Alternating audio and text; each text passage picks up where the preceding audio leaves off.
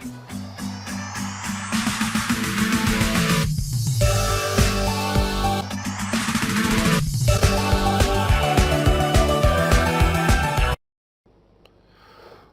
on network.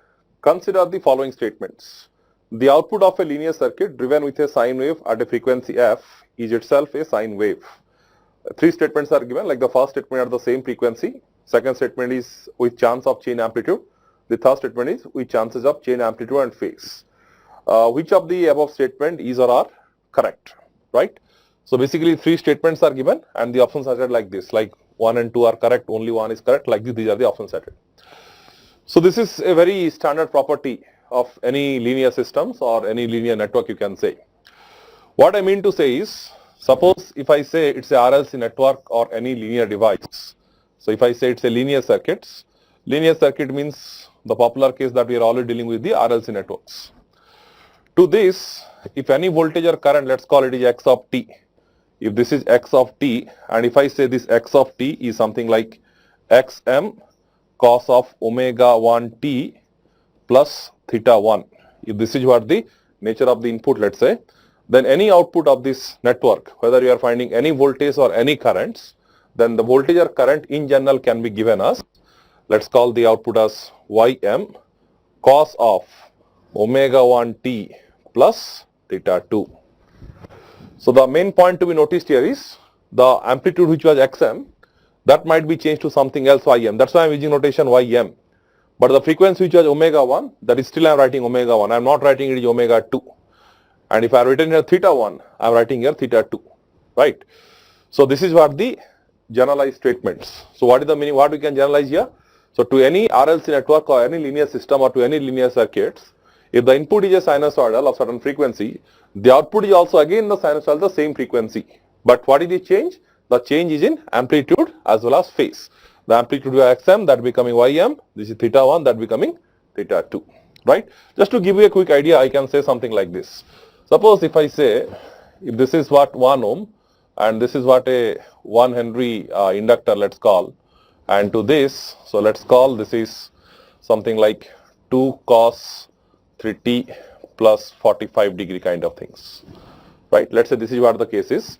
And if I ask you, okay, this is the input voltage VIT, and let's take something like, let's say we are interested to find what is the output voltage V0T. So using the phasor techniques, you know, right, how to get the answer of this V0T.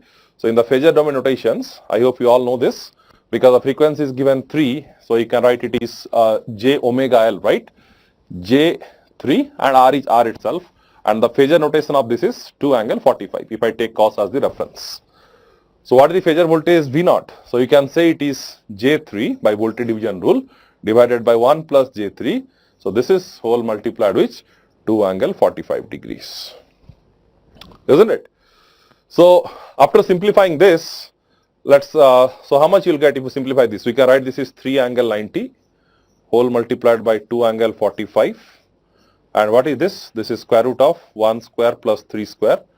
And the phase is tan inverse of 3 by 1, that is 3. So if you further simplify this, 3 into 2, it is 6, angle 135 is the numerator, denominator, square root of 10, and that is, phase angle is tan inverse of 3. So how much you get? It is 6 by root 10, and the overall phase angle is 135 degree minus tan inverse of 3. So this is what the phasor notation of V0. So if I ask you, what is the V0 of t? Then of course, I hope you all know this, how to write this. So V0 of t is equals to, we can say it is 6 by root 10 cos of, the frequency will be again same, that is 3t, and this is, the phase angle is plus 135 degrees minus tan inverse of 3, right?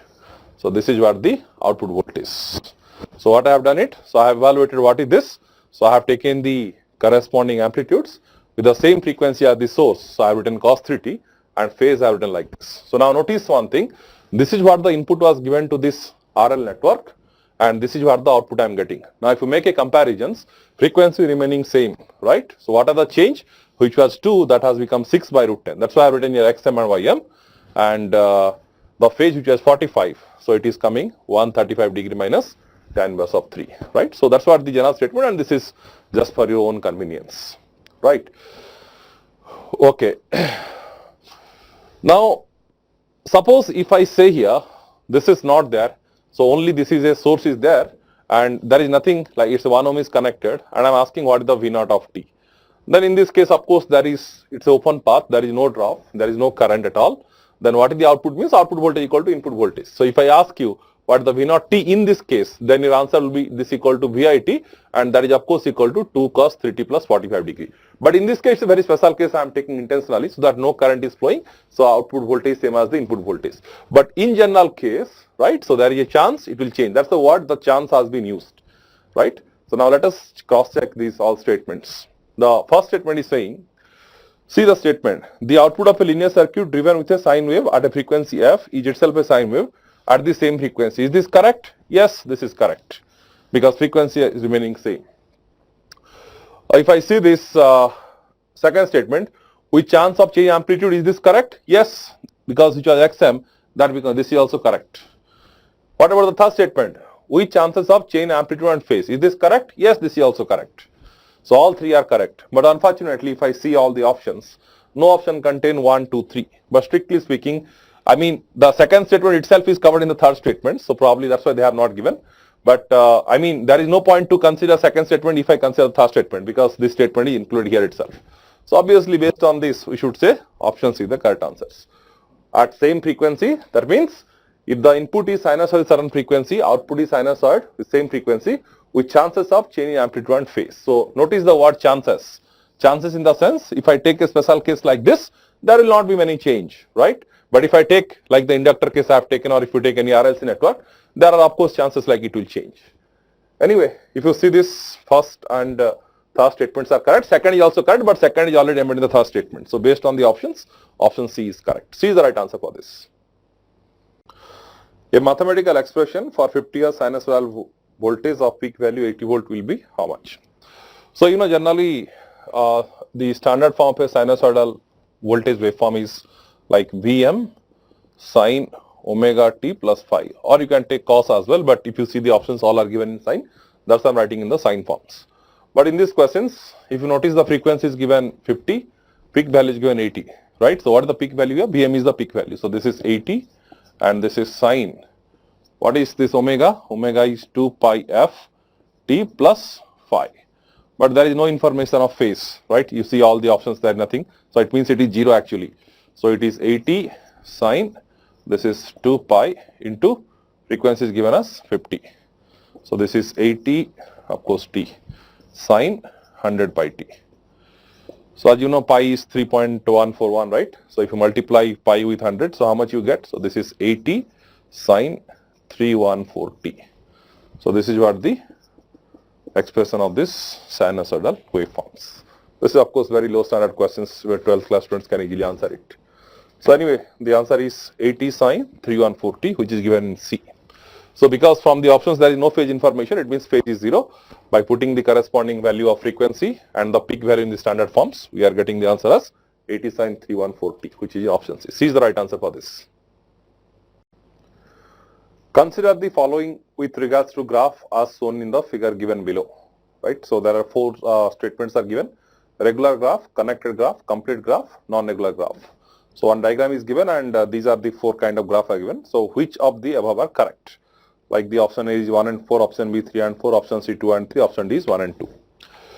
So basically it's a definition based questions. So this is the graph given and they're asking which of the following definitions are valid with respect to this graph. That's the meaning. Okay, so what is the meaning of regular graph? Regular graph is one if each and every node in the graph should have the same number of neighbor. In the sense, if I say here, so from this node, how many lines are going out here? 3, 1, 2, 3. You notice from here, 1, 2, 3. From this 1, 2, 3. From this 1, 2, 3. Everywhere it is 3, 3, 3, 3. So whichever the graph we satisfy this, like from each of the vertex or each of the nodes, if there are same number of branches, we call it is a regular graph, right? So is it regular graph? Yes, it is satisfying. In the sense, suppose if I would have removed this line, let's say, then it is not a regular graph, because in that case then some of the nodes having 3, some of the node might have 2. So we expect uniformity. So that is satisfying, that's why it's a regular graph. If it is a regular graph, it cannot be a non-regular graph. Right? Let's say if that would not have been there, I would have said it's a non-regular graph. So this is ruled out. Now, what is connected graph? What is complete graph? A graph is said to be connected graph if it is possible to reach from one node to other node, but the path could be direct or indirect. For example, if I ask you to reach from node 1 to node 2, is there a path existing? Yes, it's a direct path existing. But if I ask you to reach from node 1 to node 3, can you reach? Yes, I can reach. But the difference is, in this case there is a direct path. In this case, I don't have direct path. In the sense, I have to come from node 1 to 2 and then from 2 to 3. But you see from any node to any other node, that is possible in this case.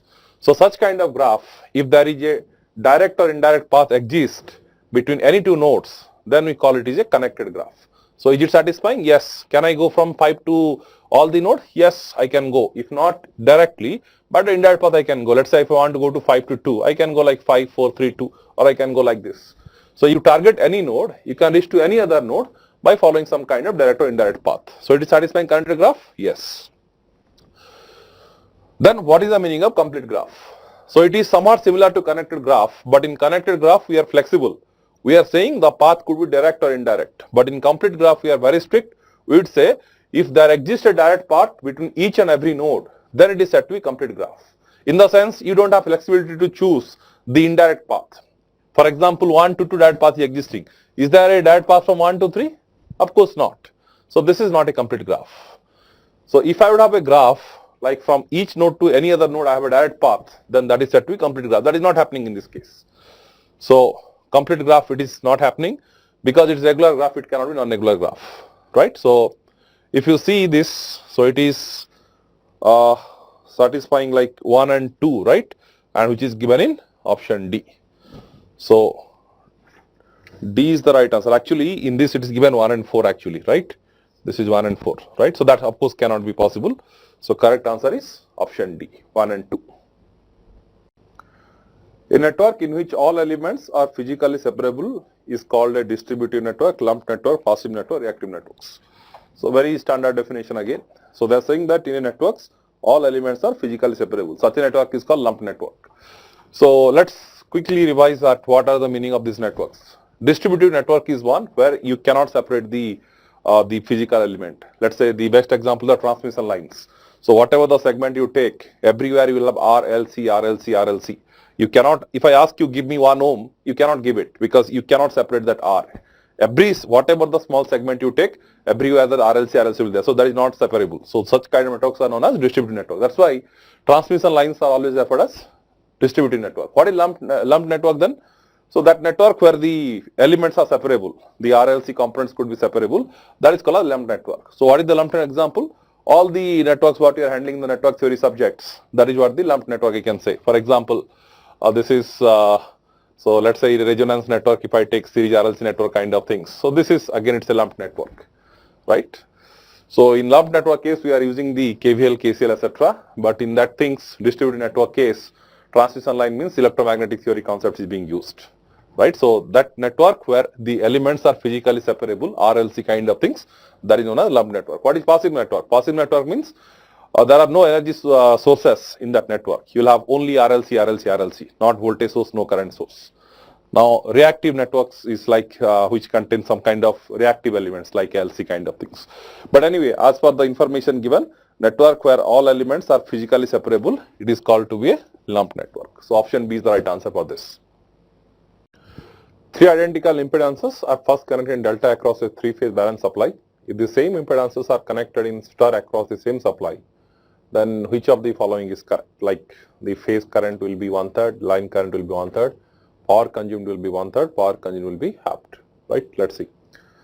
So what is being said is there is a 3-phase balanced supply and a load was there which is a symmetrical delta load. Imagine in the delta all the impedances are of value same. Then there is that delta is replaced by star. Then which of these is true? If some of you are good in the 3-phase circuits, like if you are learn the 3-phase power measurement etc., you can answer these questions just by look itself. If not, you follow these derivations. So first thing is, so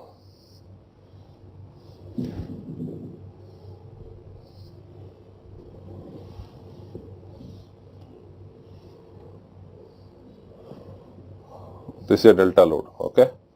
Let's call this is Z. Let's also call this is also Z. And let's call this also Z.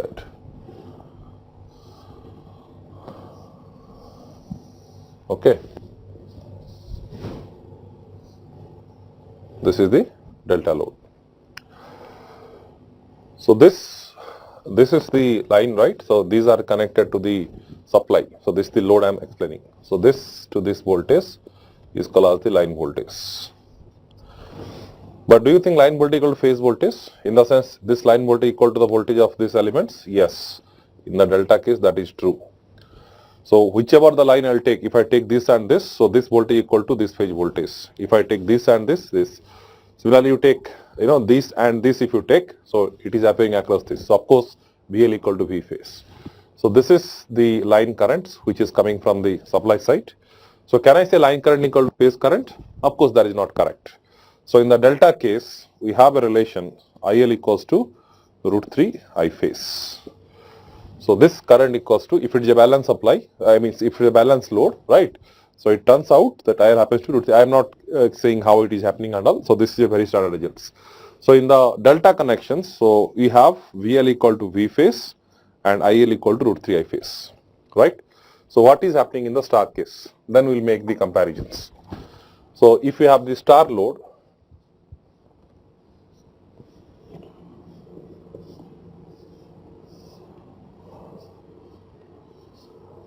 something like this.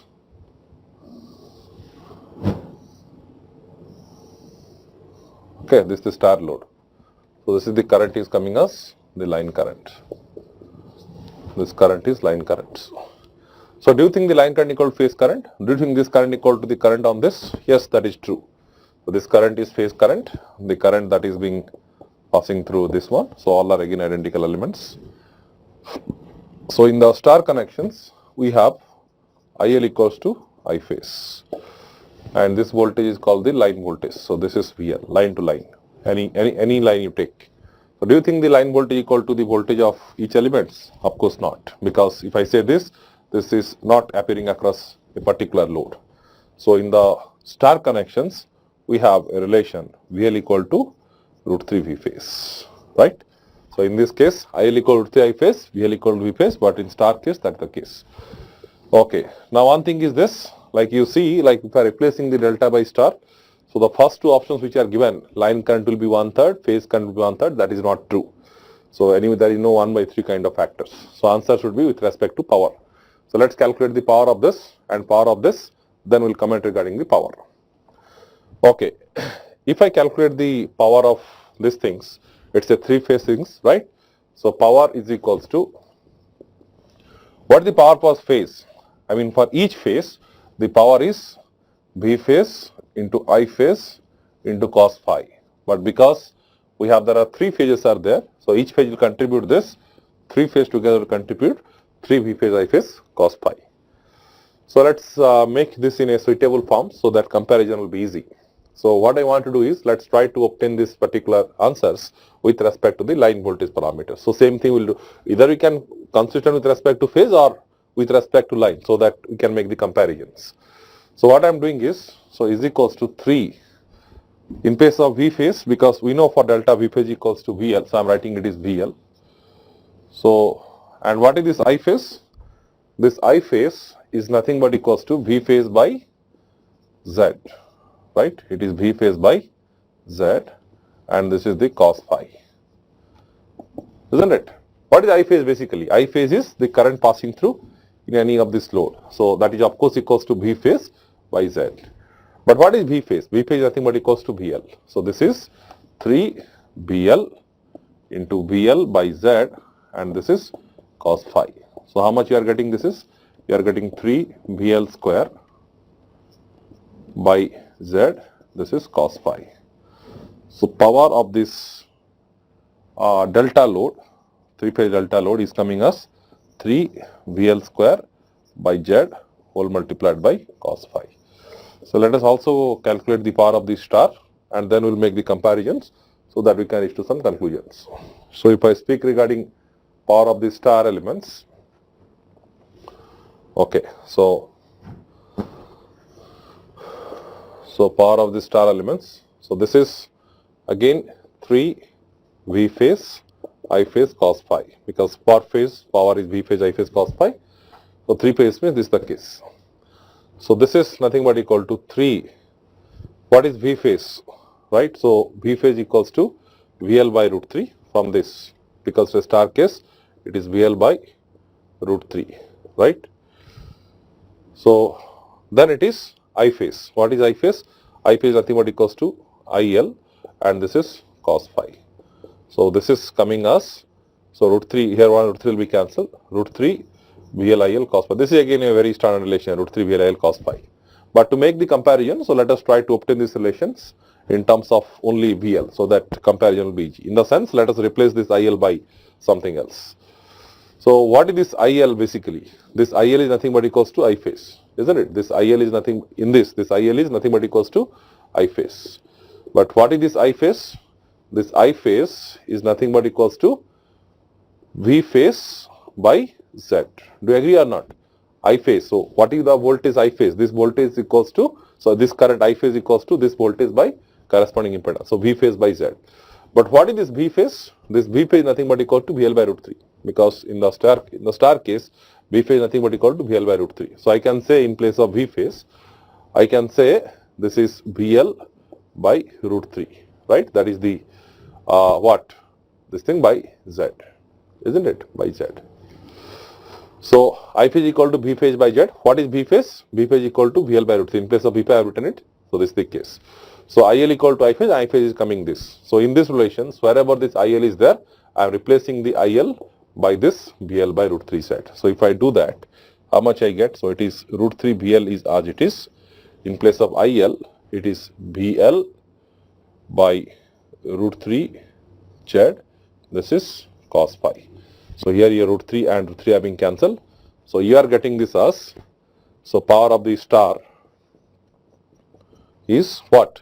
VL square by Z into cos phi. VL square by Z into cos phi. Right? So this is cancelled. So VL square by Z into cos phi. So what is basically happening then? So power of delta, power of star is this thing. So if I ask you what is P star by P delta, then what is the answer? P star by P delta. This answer is coming as 1 by 3, isn't it? So if you divide this by this, so how much you are getting? It is 1 by 3, or P star is equals to 1 by 3 P delta.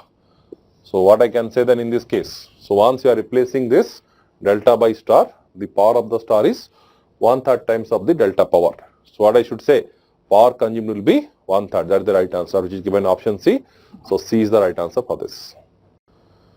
Consider the following statement regarding tree. Right? So actually some definition based questions or information based question was this one. So we just need to know the property and the definition of tree. Based on this, we can rule out which of these statement is right or wrong, and hence we can choose the correct options. First statement is saying a tree contains all nodes of the graph. Yes, that's true, because of the definition of tree is which contains all the nodes of the graph without forming any loop, right? So the first statement, a tree contains all the nodes of graph. That is absolutely correct, right statements.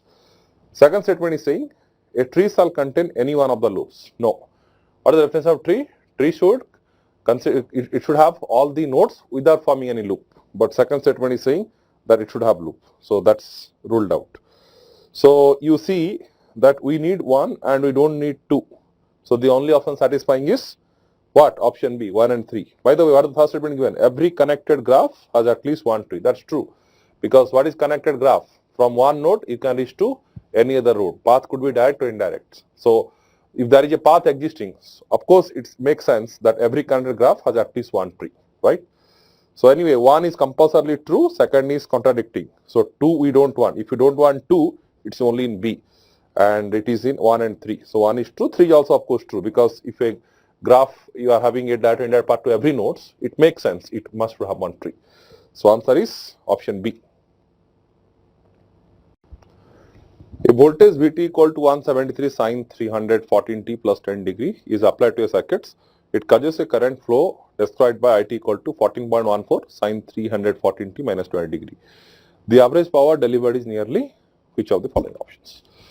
So, well, there are many ways to calculate the average power, but one of the formula, so when you note the voltage and current and the phase, etc. So, one of the most suitable formula is Vrms into IRMS to cos phi. So, I am writing this because we need the magnitude of the RMS voltage and magnitude of the RMS currents and the phase difference between voltage and currents. So, this where this phi is nothing but equals to voltage minus current, theta V minus theta I, angle of voltage minus angle of currents. Okay, so what is Vrms magnitude here? So, of course, it is 173 sinusoidal source means it is 173 by root 2. What is IRMS? So, this is 14.14 again by 14.14 root 2, right? And what is cos phi? Cos of theta V minus theta I, voltage angle is 10 minus 20. So, 10 minus 20 becomes 30, right? So, if you solve these things by putting it, so it is coming as 1059.24. So, approximately which is 1060 watts. So, which is given option D, and hence D is the right answer. Consider the following statement with respect to parallel RLC circuits. Like the first statement is given, bandwidth of circuit decreases, bandwidth of circuits remain same, resonance at input impedance a real quantity, at resonance magnitude of input impedance attains minimum values, right? So, let us see which of this is correct. Okay. So, for a parallel RLC network, so under resonance conditions, right? So, what is the bandwidth? So, the bandwidth formula for a parallel RLC network is, it is 1 by RC. If it is series RLC networks, so it happens to be R by L, but for a parallel RLC network, it is 1 by RC. And we know admittance, right? So, it attains a value called 1 by R, and this is the minimum value. So, if you plot this graph of Y, so this happens to be 1 by R. So, this is the mod Y graph, right? So, coming to the first statements, the bandwidth of circuit decreases if R increase, right? So if R increases, so bandwidth equals to 1 by RC. So, this is decreasing. Is that true? Yes, because it is inverse proportional. So, the first statement is true.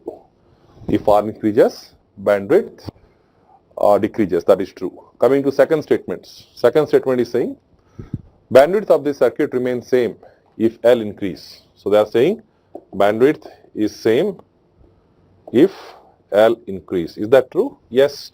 We can see bandwidth is nowhere related to the inductor. So, it is only depending on R and C. So, bandwidth remains same even if L increases. That is also true statements. Third statement is saying at resonance, input impedance is a real quantity. Of course, it makes sense at resonance frequencies because admittance is 1 by R. So, what is the impedance then? Z equal to R, right? And R is a real quantity. So, they are saying that the impedance is real. Is that true? Absolutely true. Impedance, admittance, both are real quantity. This is also true. Coming to fourth statements, at resonance, magnitude of input impedance attains minimum values. That is not true because magnitude of what? Admittance attains the minimum value, right? So, fourth statement they are saying magnitude of impedance, minimum value. So, that is not true. So, if it would have been given magnitude of admittance minimum value, this would have been true. Or I can say magnitude of impedance attain the maximum values. Why? Because if admittance is minimum, impedance would be maximum. So, this is not true. So, 1, 2, 3, first three statements are true and the fourth one is wrong, right? So, if you refer this, it is given in option D. 1, 2 and 3 are correct. What is the admittance matrix for a two-port network shown in the figure below, right? So, this is a T network given, you need to find the admittance matrix or Y matrix. Well, there are many ways, but one of the approaches, so I hope you know the relation between the Y matrix and the Z matrix. So, how it is related? Y matrix is nothing but inverse of Z matrix, and to find the Z matrix of T network is very straightforward, right? So, what is the Z matrix? Z11 equal to sum of these two elements. So that is 5 plus 10, 15. Z22 equal to sum of these two. 5 plus 10 become, again it is 15. And Z12 equal to Z21, and that nothing but equal to this median element. So if I ask what is this is 10 and this is also 10. So this is Z. So if I know Z, how to calculate the inverse of it? So, you know, the 2 cross 2 matrix, the inverse is 1 by determinant of this matrix, which is 225 minus 10 into 2. 15 into 15, 225 minus 10 square. So 225 minus 100. So that happens to be 125, right? So this is 125, and you have to interchange these two, but anyway they are same, and you'll have one negative sign here, minus 10 and minus 10. So if you take this inside, so this happens to be 15 by 125 minus 10 by 125, and again it is minus 10 by 125, and this is 15 by 125. So this is the Y matrix of this. So if you refer these options, no option is matching with this, right? So of course in this question no answer is correct, right? We cannot say any of this. So no answer is correct for this.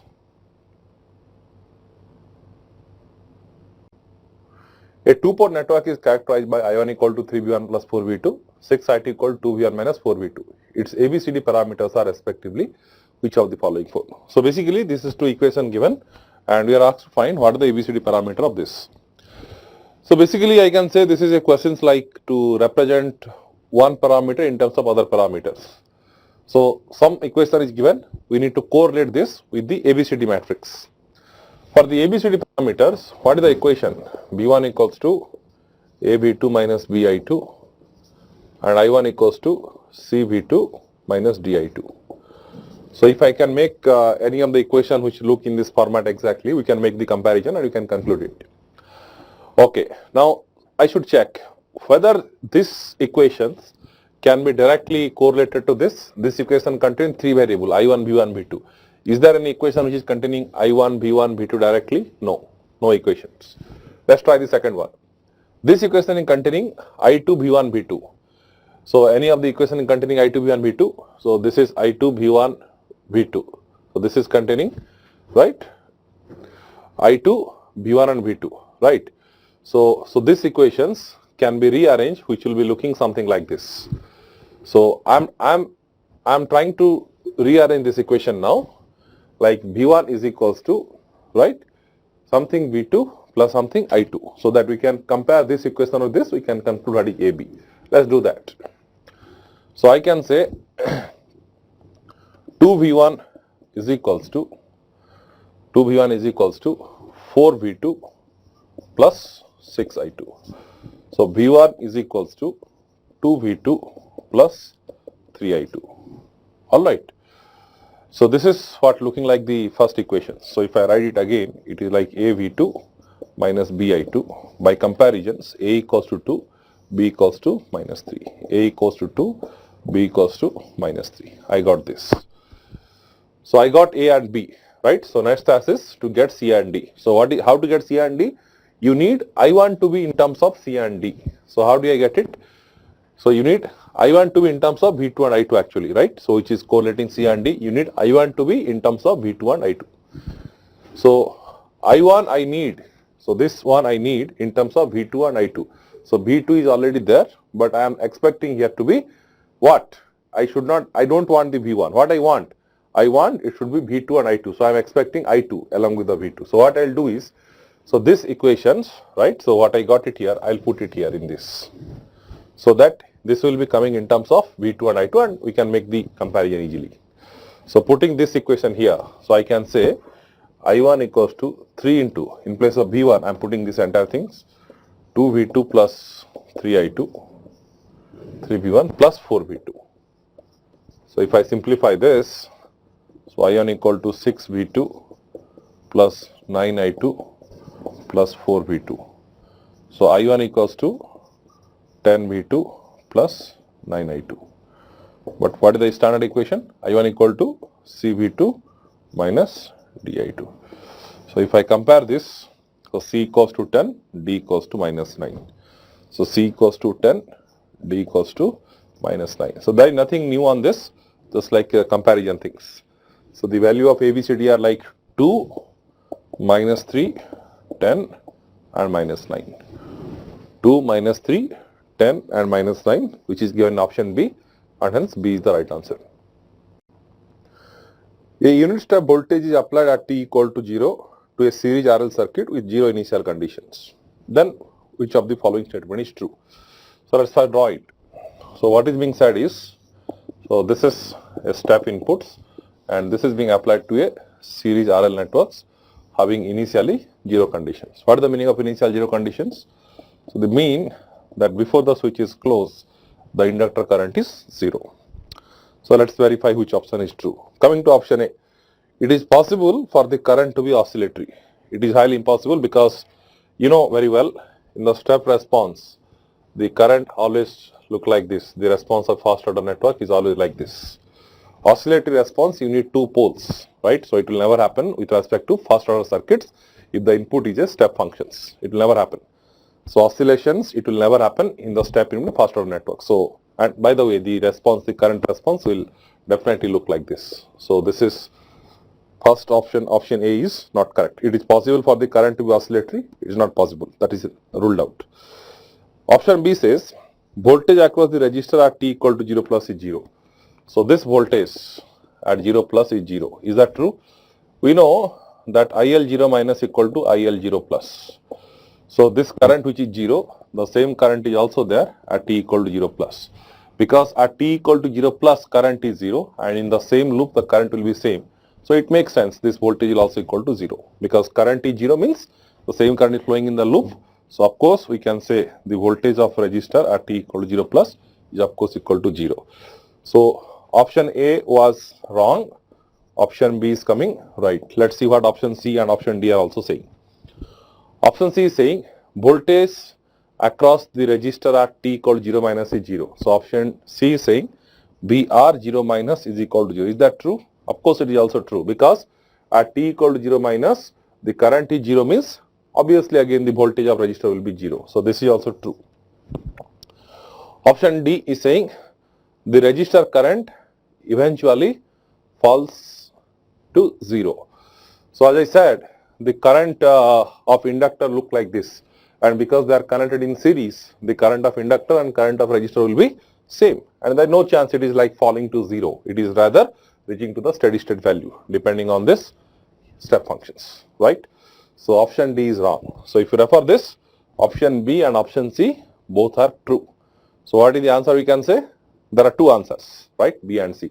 There is not a unique answer for this. So answer is option B and option C. One of the basic characteristics of any steady state sinusoidal response of a linear RLC circuit with a constant RLC value is, option A is saying the output remains sinusoidal with the frequency being same as that of source. Absolutely correct. In any linear systems, the source frequency, if it is sinusoidal, source frequency and the response frequency, they are always same. That is true. Let's also verify. So answer is option A. Let's also verify B, C and D. Option B is saying the output remains sinusoidal with its frequency differing from that of source. Of course not. It is contradiction of option A. So option B is wrong. Option C, output amplitude equal to source amplitude. So that we cannot say. So amplitude and phase, they changes depending on the component value and the interconnections. So option C is not correct. Option D is saying the phase angle difference between source and output is always equals to 0. We cannot say. This might be a case in resonance, but in general, what is the statement we should say? To a RLC network, if the input is a sinusoidal source of certain frequencies, any voltage current in the network is again a sinusoidal the same frequency with possible change in amplitude and phase. So answer is option A for this. It's a assertion and reasoning based questions. Let's see the statement 1. The coupling between two magnetically coupled is said to be ideal if the coefficient of coupling is unity. That is absolutely correct because we know the formula is M equals to K into square root of L1, L2, right? So this K is known as the coefficient of coupling. So when K equals to 1, we say it is the ideal coupling case. There is no leakage. So perfect coupling is there. So of course that coefficient of coupling is unity. That is absolutely correct. Coming to, so that means statement 1 is correct. Coming to statement 2, lower the self-inductance of a coil, more will be the EMF induced. So in a coil or inductor, we know E equals to L di by dt. So what does this statement is saying? Lower the self-inductance of a coil, more will be EMF induced. So that means if inductance is less, this is more. Is that true? Of course not, because you see they are directly proportional. So what we should say? Lower the self-inductance, less will be the EMF induced. So first statement is correct, second statement is wrong, right? So answer should be option C.